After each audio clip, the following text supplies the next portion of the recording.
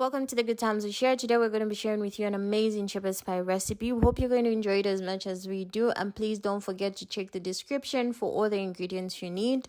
So for the first step is we're going to make our potato puree. So you're going to prepare a nice big pot of hot water, add salt to taste, and add in your 1.5 kgs of potatoes and boil them until they are tender to the bite.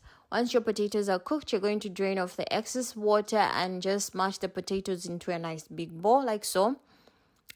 After you've mashed all your potatoes, you're then going to add in half a teaspoon of black pepper, 50 grams of butter, making sure your yolk does not break. So one egg yolk, 50 grams of Parmesan cheese, which you're going to put all in there, leaving nothing behind, and 1 cup of milk.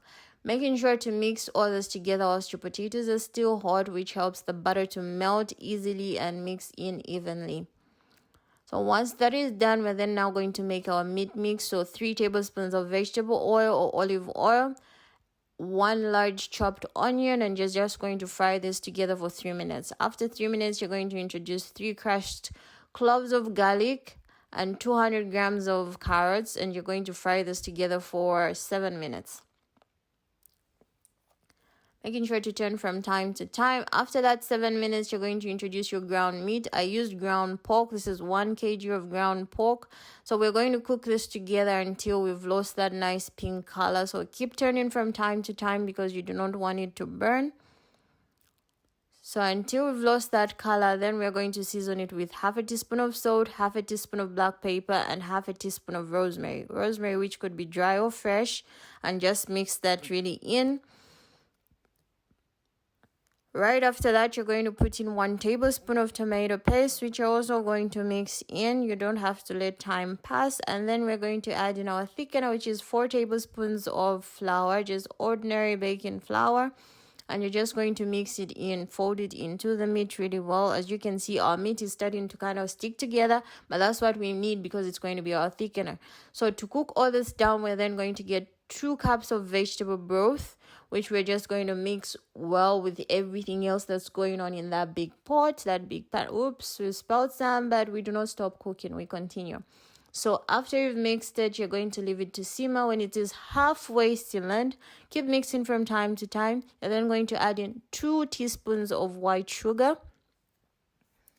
This balances out the salt taste and makes it taste really good. So just mix it in really well. And just after that, add in 200 grams of peas, which could be fresh or frozen. It doesn't really matter. So for the rest of the cooking time, you're going to simmer it down with these peas and they'll cook in that time. So keep mixing it from time to time so that it does not burn. Right now, our meat mix is perfect. It's nicely thick. It's nicely cooked. We're just going to switch it off and get ready to put it into our baking bowl.